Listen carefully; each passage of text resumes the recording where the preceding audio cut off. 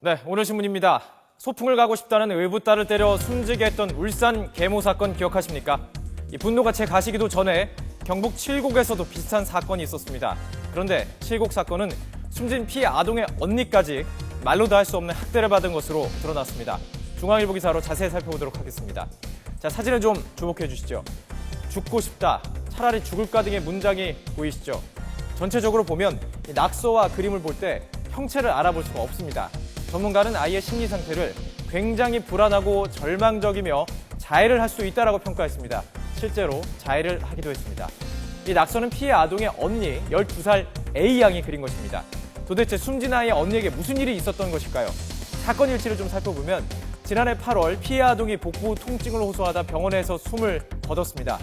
이후 2달 뒤인 10월에 이 언니인 A양이 동생과 인형을 놓고 다투다 때렸다라고 진술을 했고, 이에 따라서 A양에게 상해치사 적용이 됐습니다.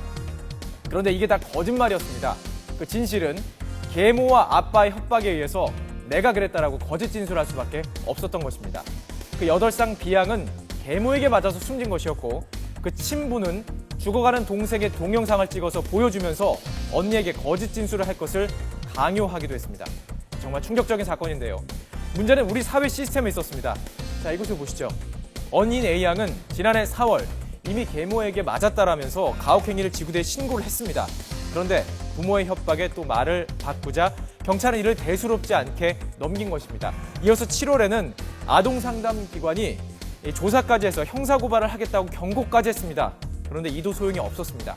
당시 이미 아이의 몸에는 수많은 멍과 상처가 늘어갔고 숨진 피해 아동의 팔은 변형까지 되어 있었습니다. 자, 아이들은 경찰 신고 후에 집으로 돌아가서 더욱 심한 매질을 당했다고 합니다. 이 2번이나 이 사건을 막을 기회가 있었다는 것이죠. 정말 안타깝습니다.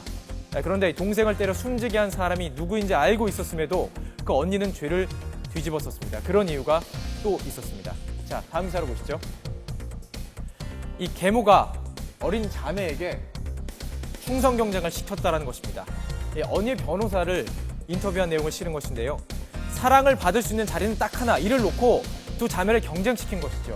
자, 계모는 언니를 어떻게 얘기했냐면요. 복종을 강요했는데요. 혼내고 나면 그 자리에서 동생을 예뻐해주고 얼마 뒤 반대로 동생을 혼내고 언니를 칭찬해주는 행동을 반복했다고 합니다. 감정적인 지독한 학대죠. 또 이것을 보시죠.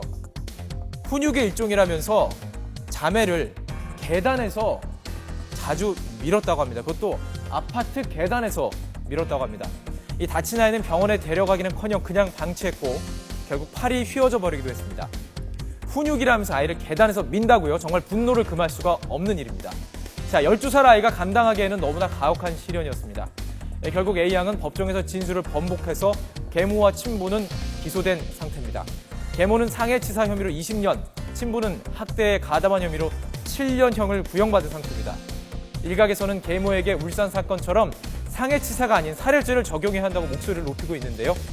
자, 어떤 혐의를 적용하느냐도 중요하겠지만 당장 우리 어른들이 내 주변에 이런 아이는 없는지, 당장 내가 할 수 있는 일은 없는지 돌아봐야 할 것 같습니다. 아이의 상처만큼이나 우리 사회의 상처는 깊은 것 같습니다. 네, 분위기를 좀 바꿔보겠습니다. 도민준 교수를 만나러 가보겠습니다. 한국일보입니다. 자, 중국에서 이 도민준 교수, 배우 김수현 씨죠. 김수현 씨를 보기 위해서 공항에 아예 마비가 되었다고 합니다. 어떤 내용인지 보실까요?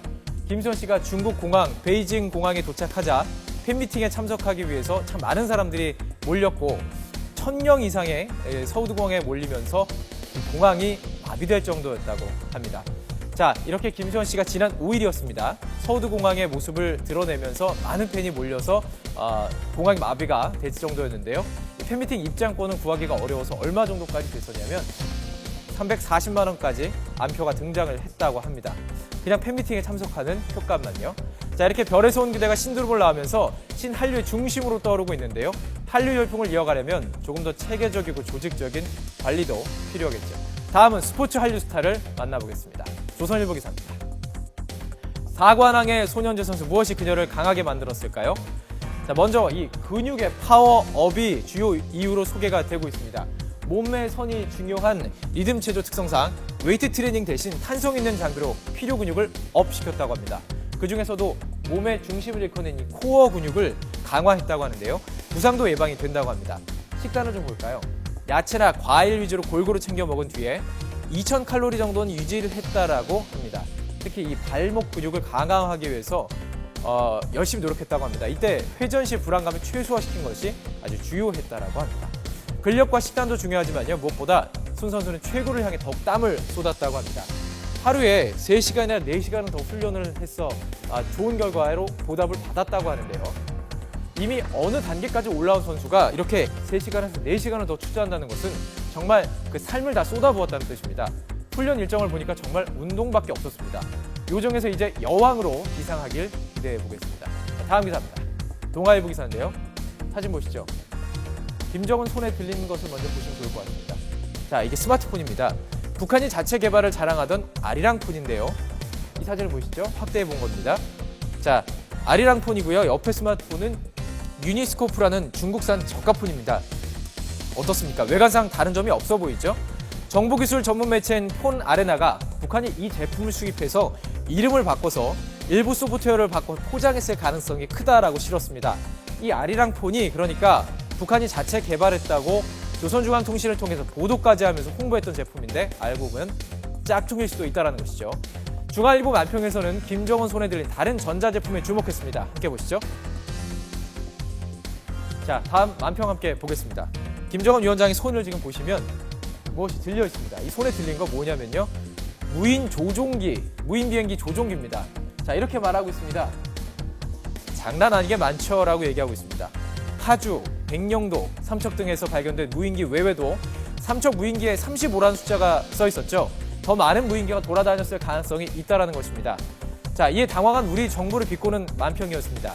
초보적인 수준의 무인기에 군사 주요 요충지가 모두 촬영이 되었을지 모르는 이 시점에서 진지하게 고민해볼 문제인 것 같습니다. 지금까지 오늘신문이었습니다.